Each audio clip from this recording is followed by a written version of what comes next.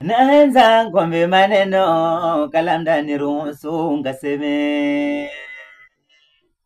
Mino naenza ngombe maneno kalamda niruhusu ngaseme.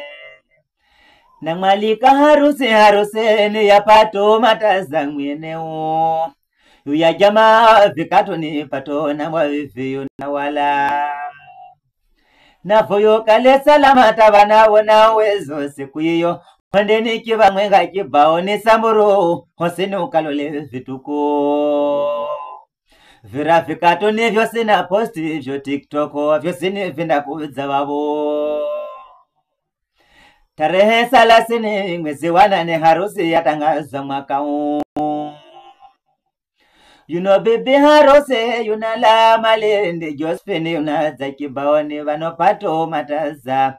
Mufuyire mlongo harusi pato ekale mbizo na yikale tili. Marafiki ya bwana harusi amba wanafanya kazi kiwa mwenga. Vananyondo mteule pia mabaya na pita mrinzi. Anjine sindanyala kwa zamweneo. Mufuyire ni mulugo ya rabi harusi yekale mbizo mya wenu.